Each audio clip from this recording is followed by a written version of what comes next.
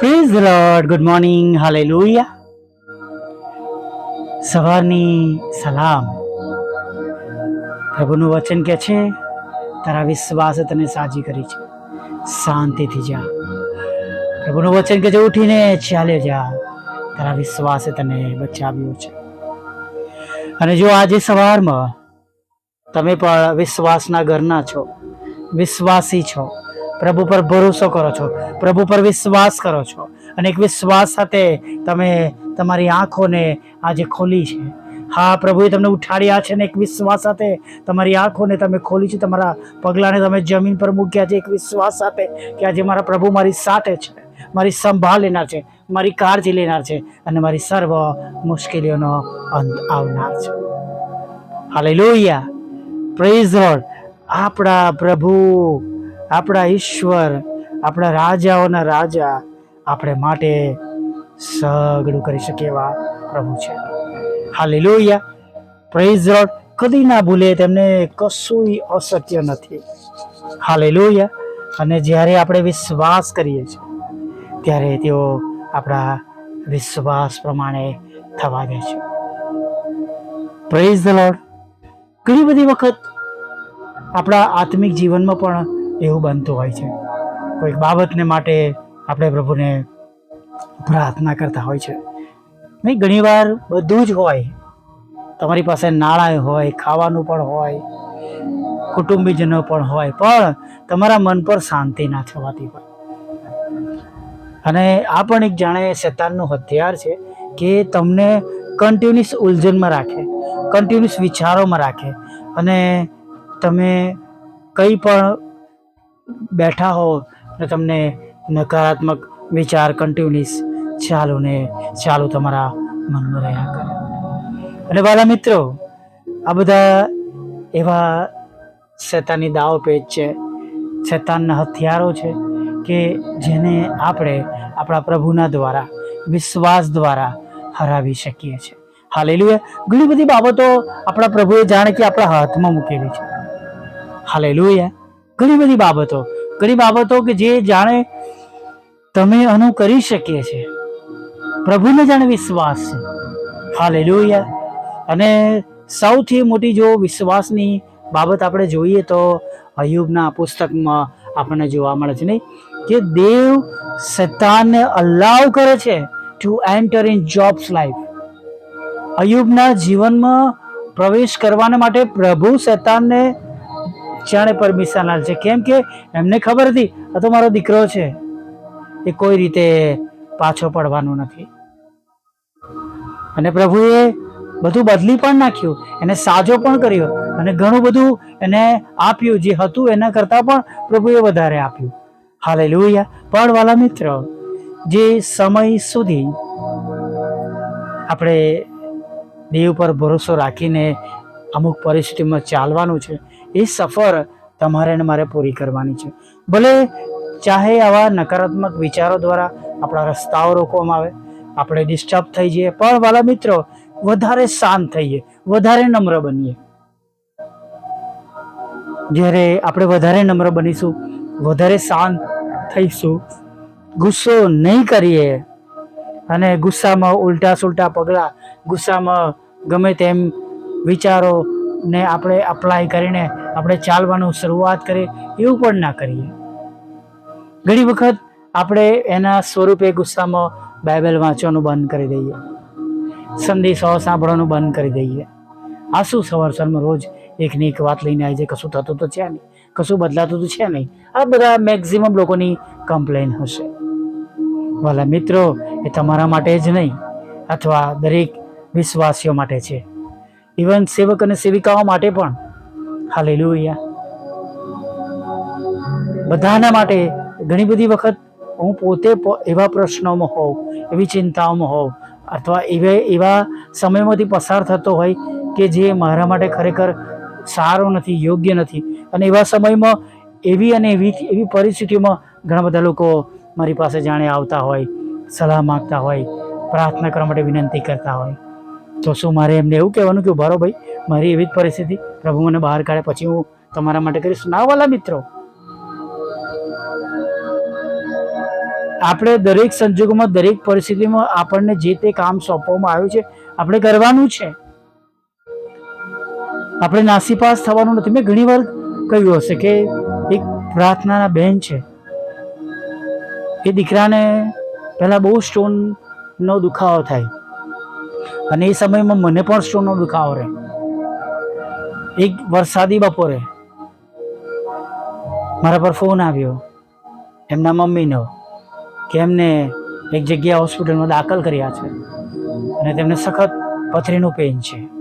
અને વાલા મિત્રો, એ સમય દરમિયાન મને પણ એવું પેઇન હતું અને વરસાદ પણ હતો, પણ હું પ્રભુના નામે ટુ વ્હીલર લઈને નીકળ્યો, ગયો હોસ્પિટલ, પ્રાર્થના કરાઈ અને પાછો આવ્યો.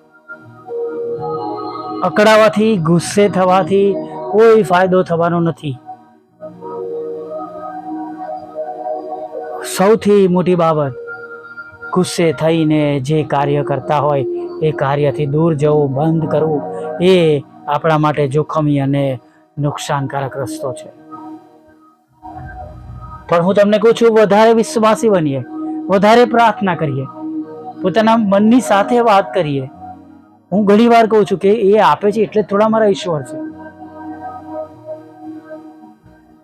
અને તેઓ ના પણ કહી શકે છે કે જો તેમને યોગ્ય ન લાગે તો, અથવા જે સમય સુધી તેઓ ના કહેતા હોય તો ના પણ મળે. હમણાં ઘણી બધી જગ્યાએથી છેલ્લા 3-4 મહિનાથી એવા પ્રશ્નો થાય છે કે જ્યાં ના વધારે સાંભળવી પડે, પણ ના સાંભળીને શું પ્રભુનું કામ રોકી લેવાનું છે? વાલા મિત્રો, પ્રભુએ તમને જવાબદારી સોંપી છે, વ્યક્તિગત રીતે, ઇન્ડિપેન્ડન્ટ રીતે,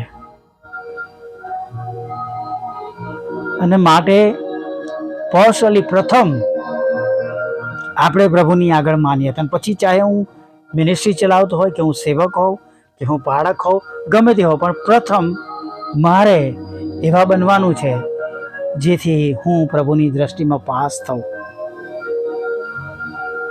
હાલેલુયા. મારે બીજા માટે તો કામ કરવાનું જ છે, એમાં કોઈ શંકાનું સ્થાન નથી, કેમ કે એના માટે તો પ્રભુએ મને ઊભો કર્યો છે, કે મને ઊભી કરી છે, કે મને સેવા સોંપી છે. That is our job. એ આપણું કામ છે વાલા મિત્રો. પણ આપણે પર્સનલી પણ આપણે પ્રભુના રાજ્યમાં પ્રવેશ કરવાનો છે, અને માટે આપણે પર્સનલી આપણે પ્રભુમાં વધારે મજબૂત, સ્ટ્રોંગ બનવાનું છે, પ્રભુની સાથે વધારે જોડાવાનું છે, અને જે કંઈ આપણી નબળાઈઓ હોય એને પ્રભુની પાસે લઈ જવાની છે. ચોક્કસ આપણે બધા એક સરખા નથી, બધા સરખા નથી. ઘણી વાર હું કહું કે આપણી સહનશીલતા વધે તેના માટે પ્રાર્થના કરીએ, સહનશીલ બનીએ, અને દુઃખ, મુશ્કેલીઓ, તકલીફો ઘણી વાર આપણને બહુ નમ્ર બનાવે છે. ઘમંડ જે કંઈ આપણામાં હોય, આપણે ઘણી વાર જાણતા નથી, પણ અમુક પ્રકારનો ઘમંડ, ગર્વ એ આપણામાં આવે છે, અને એ એક દીવાર કરતો જાય છે. ઘણી વાર આપણે પોતે નથી જાણતા કે આપણામાં આ પ્રકારનો ઘમંડ આવી ગયો છે. અને ઘમંડ એ પણ એક એવું મોટું પાપ છે કે જે આપણા બધા આશીર્વાદોને રોકી લે છે. મિત્રો, વધારે વિશ્વાસી બનીએ, વધારે સ્ટ્રોંગ બનીએ. હું તમને સાચે જ કહેવા માંગુ છું, ઘણી વાર ચારે બાજુના દરવાજા બંધ થઈ જાય છે, ફ્રોમ ઓલ સાઇડ. પણ વાલા મિત્રો, આપણે યાદ રાખીએ કે યહૂદીઓના ડરથી, ભયથી ઉપલી મેળીમાં બધા જ શિષ્ય, બધા લોકો દરવાજો બારી બંધ કરીને બેઠા હતા, અને પ્રભુ એવા સમયમાં અંદર આવી અને કહ્યું, તમને બધાને શાંતિ થાય. આપણી પાસે એવા ઈશ્વર છે કે ભલે બધા જ બંધ દરવાજા રહ્યા હોય, અથવા બધા બંધ દરવાજા થઈ ગયા હોય, અથવા બધાએ તમારા માટે દરવાજા બંધ કરી દીધા હોય, તો પણ આપણી પ્રાર્થના દ્વારા પ્રભુ આપણા જીવનમાં પ્રવેશ કરીને, આપણા ઘરમાં પ્રવેશ કરીને, આપણી જગ્યા પર પ્રવેશ કરીને તમને ને મને મદદ કરીને બેઠા કરી શકે એવા પ્રભુ અત્યારે આજે હમણાં પણ છે. હાલેલુયા. તમારા માટે પણ અને મારા માટે પણ.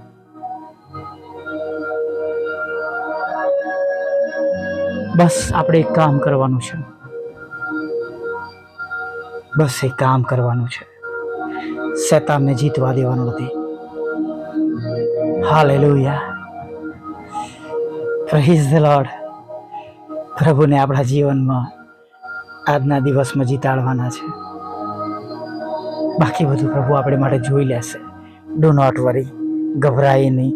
આપણે તેમની આજ્ઞા માનીએ અને એવું કંઈ પણ ના કરીએ જે આપણા ઈશ્વરની દ્રષ્ટિમાં પાપ છે. આજ્ઞાધીન બનીએ. હાલેલુયા. આવો નાની પ્રાર્થના સાથે દિવસના કલાકોમાં આગળ વધીએ.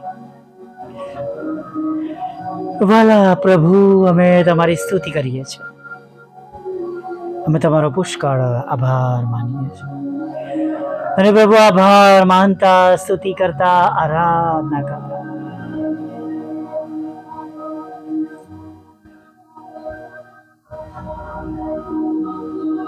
પ્રભુ તમારા ચરણોમાં નમી જઈએ છીએ. આ દિવસની શરૂઆત કરીએ છીએ. પ્રભુ, અમારી સંગતમાં ઘણા બધા દુઃખી લોકો છે. ઘણા બધા નિરાશ છે, ઉદાસ છે, ઘણા બધા ચિંતાઓમાં છે. ઘણા એવા વડીલો છે, વૃદ્ધો છે, ઘણા એવા ભાઈ બહેનો છે જેમના વાલાઓ, સ્વજનો પરદેશમાં છે અથવા દેશમાં છે, તેઓ પરદેશમાં છે. રાત દિવસ તેમની ચિંતાઓ કોરી ખાય છે.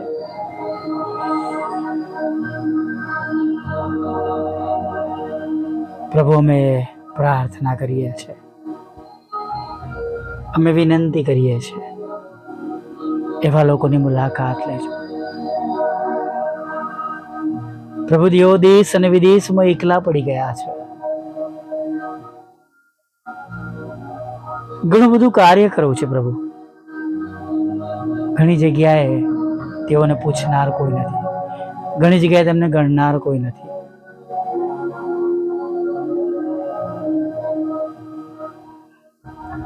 ઘણી વાર જ્યારે પ્રભુ તેમના હૃદયને એવું લાગે છે કે તેઓ ફક્ત આ ઘરમાં કેરટેકર છે,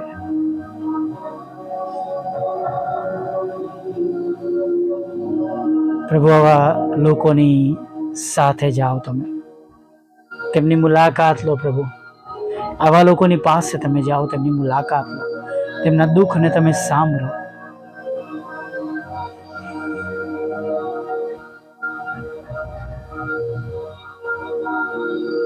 ઘણા બધા લોકો તેમને ભૂલી ગયા છે, વિસરી ગયા છે.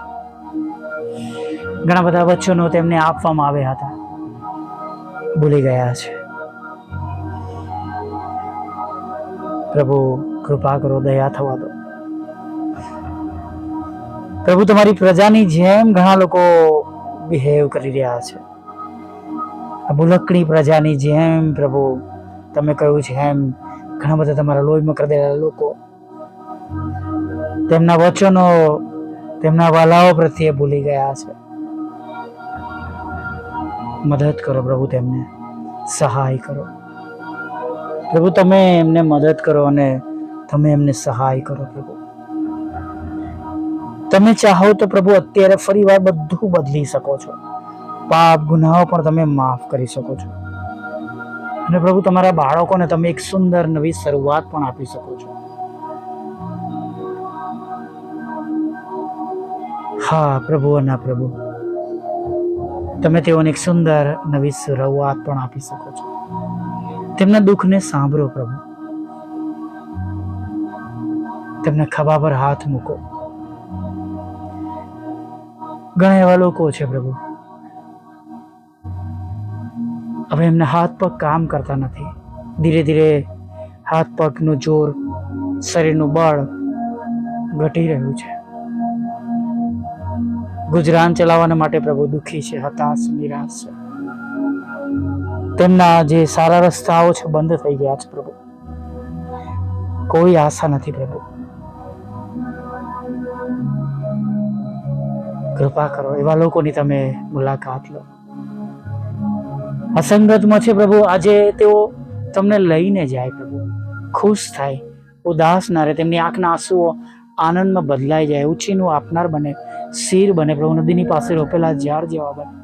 આશીર્વાદના જરાઓ વહેતા થાય પ્રભુ. તમારો પ્રેમ, આનંદ અને શાંતિ તેમના ઘરમાં, તેમના કુટુંબમાં સદા સર્વકાળ રાજ કરે એવું થતું.